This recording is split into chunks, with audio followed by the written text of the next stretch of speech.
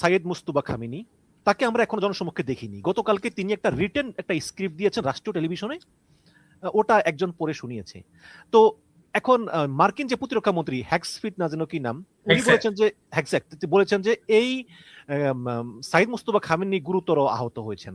আপনি এই সংক্ষেপে যদি বলেন যে সাইদ মুস্তফা খামেনি ক্ষমতা নেওয়ার পর থেকে এখন পর্যন্ত আপনার কি মনে হয় যে যে তার বাবার থেকেও তিনি একটু বেশি অ্যাগ্রেসিভ? তিনি এমনিতেই বলা হয় তিনি অ্যাগ্রেসিভ, তিনি হার্ড লাইনার, তিনি হার্ড লাইন থেকে, তিনি কঠোর যারা তাদের লাইন থেকে আসছেন। এক, দ্বিতীয় কথা বলা হয় যে উনি যতটা না অ্যাগ্রেসিভ, উনি হয়তো যতটা উনি অ্যাগ্রেসিভ, কিন্তু এখন আইআরজিসি অর্থাৎ ইরানিয়ান রেভলিউশনারি গার্ডের যারা নেতা আছে তাদের কিন্তু সব তারা শিখেছে হচ্ছে সিরিয়াতে। এর আগের যারা ছিল তারা শিখেছিল ইরাক ইরান ওয়ারে, এরা শিখেছে সিরিয়াতে, সুতরাং এরাও খুব অ্যাগ্রেসিভ। সুতরাং ইরানের এখন রেভলিউশনারি গার্ডও অনেক বেশি অ্যাগ্রেসিভ, এবং ইরানের যিনি খামেনি, মুস্তাফা খামেনি, তিনিও অ্যাগ্রেসিভ। আপনি জানেন যে উনার নিজের স্ত্রী মারা গেছে, উনার ছেলে মারা গেছে, উনার বোন মারা গেছে, বোনের জামাই মারা গেছে, বোনের মেয়ে মারা গেছে, বাবা মারা গেছে, মা মারা গেছে। উনার মুখে বোধহয় একটু আঘাত পেয়েছেন, উনি এই দিকে একটা আঘাত আছে। তাছাড়া উনার কিছু হয়েছে বলে আমরা এখন পর্যন্ত জানি না। দ্বিতীয় কথা হচ্ছে যে খামেনি সাহেব এখনো যদি বেঁচেও না থাকে তাতেও কিছু এসে যায় না, কারণ তার পরের কে হবে সেটাও ওরা ঠিক করে রাখছে। ওরা একটার পর একটা করে ওরা আপনার নির্বাচিত করতে থাকবে এবং নির্বাচিত হতে থাকবে। সুতরাং এইটা খামেনি, মোস্তফা খামেনির উপরে নির্ভর করে না, কারণ এটা রেভলিউশনের উপর নির্ভর করে, এবং রেভলিউশন উইল গো অন যতক্ষণ না পর্যন্ত ভিতর থেকে এটা ইমপ্লোড করে, অর্থাৎ ভিতর থেকে এটা বাস্ট হয়, বাইরে থেকে এটাকে ফেলানো যাবে বলে আমার মনে হচ্ছে না। এখানে ভেনিজুয়েলার মাদুরাকে গ্রেপ্তার করে নিয়ে যাওয়ার পরে আমরা দেখলাম যে একটা সমঝোতা এলো, কিন্তু কিন্তু আমরা শুনেছি এর আগে বহুবার যে ইরানি জনগণ নাকি ইরানি শাসককে পছন্দ করে না। কিন্তু এখানে খোমেনি মারার পরে তাহলে তো জনগণ ইচ্ছা করলেই রাস্তায় নেমে তারা সরকার পরিবর্তন করে ফেলতে পারতো, কিন্তু কেন জনগণ রাস্তায় নামলো না? যেই জনগণ আপনার, আমি বাংলাদেশের অভিজ্ঞতা থেকে কথাটা বলি, গত জানুয়ারিতে বিশাল আপনার বিক্ষোভ হয়েছে, যেই বিক্ষোভের পরে 30,000 বা 15,000 থেকে 30,000, নানান ভাবে বলা হয় 15 থেকে 30,000 লোক মারা হয়েছে। আমাদের বাংলাদেশে কিন্তু 2,000 বা 1500 থেকে 2,000 মারার সময় আমাদের কিন্তু পতন হয়ে গেছে আমাদের সরকারের এখানে, কিন্তু ওইখানে হয়নি, কারণ ওটা একটা রেভলিউশন, ওটা কিন্তু একজনের না, এটা শেখ হাসিনা না, এটা একটা পুরো আপনার একটা বিপ্লবী আপনার শাসন ব্যবস্থা। এক, দ্বিতীয় কথা হচ্ছে যে যারা এই বিক্ষোভটা করেছে তারা তো দেশপ্রেমিক, আপনাকে তো স্বীকার করতে হবে যে তারা দেশপ্রেমিক, তারা হয়তো মানব প্রেমিক, তারা হয়তো বলতে চায় যে তারা মহিলাদের উপরে নারী অধিকারের জন্য তারা করছে, অথবা তারা হয়তো মত প্রকাশের স্বাধীনতা চায় সেই জন্য করছে।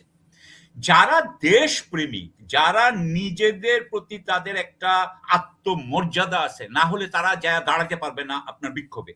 আমি মনে করি না বিক্ষোভে যখন দাঁড়ায় সে তার নিজের ভিতরে একটা আদর্শ থাকে, মতাদর্শ থাকে।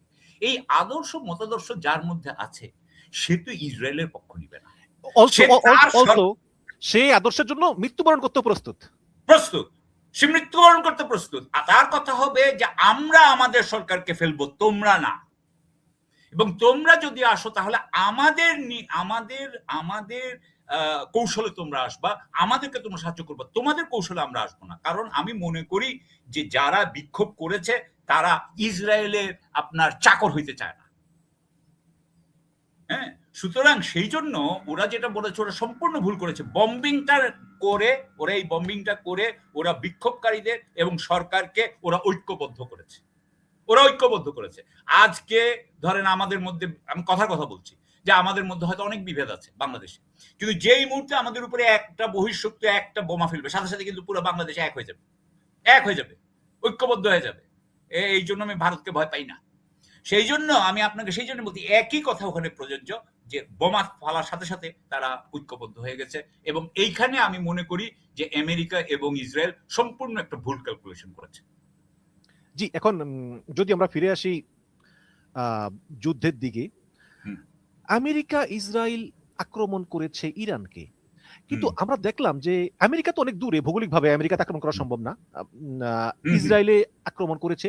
পাশাপাশি কেন তারা এই গালফ কান্ট্রিগুলোতে আক্রমণ করলো? আমরা দেখলাম যে বিশেষ করে আরব আমিরাতে এবং কাতারে প্রচুর আক্রমণ করতেছে। কেন এটা হচ্ছে? বাহরাইনে অবস্থা। প্রথম কথা হচ্ছে যে আমাদের অনেক প্রবাসী আমাদের ভাই বোনরা আমাদের ভাইরা কাজ করেন এই গালফ কান্ট্রি গুলাতে, সুতরাং আমাদেরকে কথা বলার সময় একটু সাবধানে বলতে হয়। যদিও আমরা বাংলায় কথা বলতেছি, আমরা বলতে পারি গালফ কান্ট্রি হলো গিয়ে ওদের, এইটা হলো গিয়ে ভালনারেবল স্পট, এটা হচ্ছে ওদের দুর্বল জায়গা।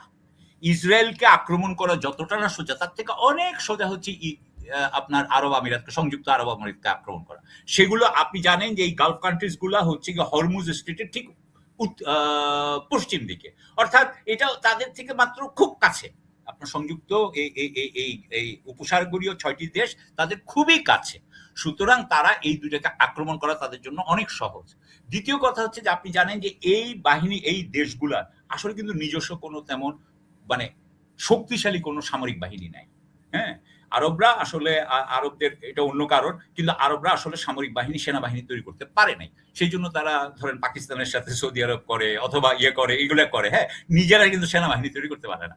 তো ফলে হয়েছে কি যে ইরান জানে যে সংযুক্ত আরব আমিরাত কিন্তু ইরানের বিরুদ্ধে যুদ্ধ করতে আসবে না, কাতার কিন্তু এই যুদ্ধ করতে আসবে না, বরং কাতার এবং সংযুক্ত আরব আমিরাত চিন্তা করবে যে আমার গ্যাস যাবে কিভাবে, আমি পয়সা কামাবো কিভাবে, ওই হরমুজ স্ট্রেট থেকে তো আমি পাঠাতে পারবো না যদি ইরান আমাকে আটকায় দেয়।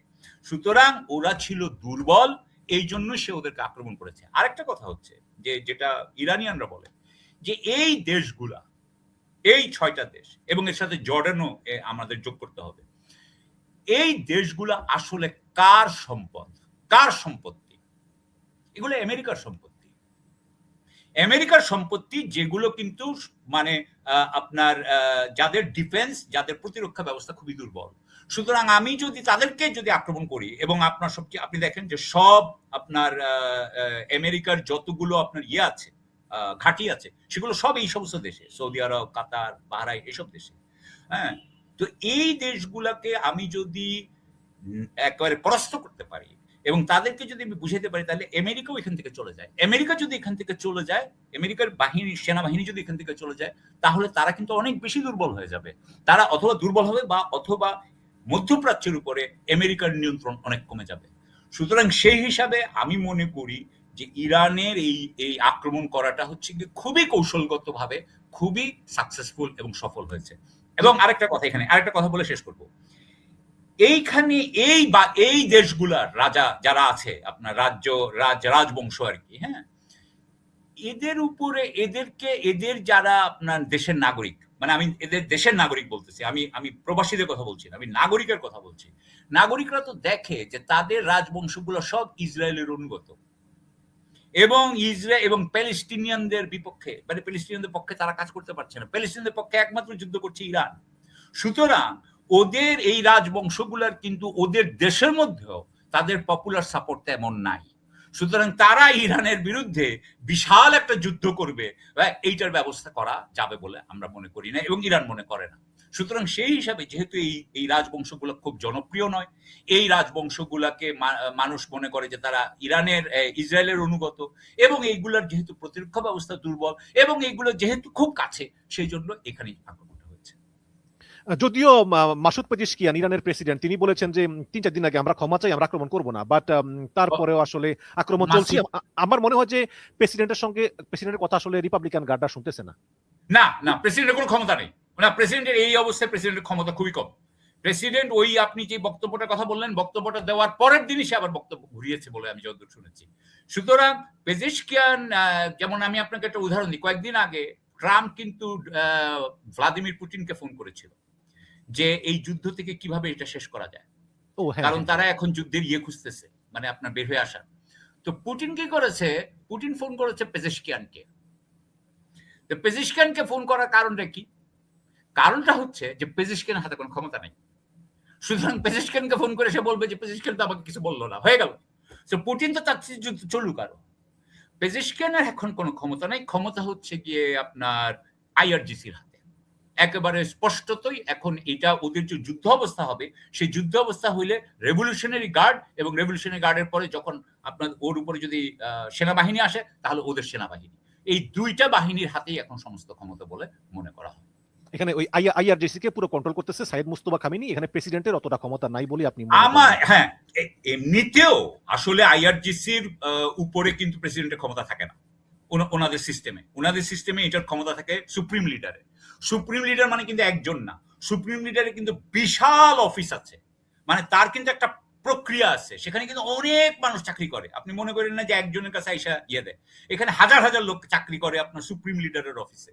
সুতরাং সুপ্রিম লিডারকেও প্রসেসের মাধ্যমে থাকতে হবে, সুপ্রিম লিডার যা ইচ্ছা তাই বলতে পারে না ওদের দেশে।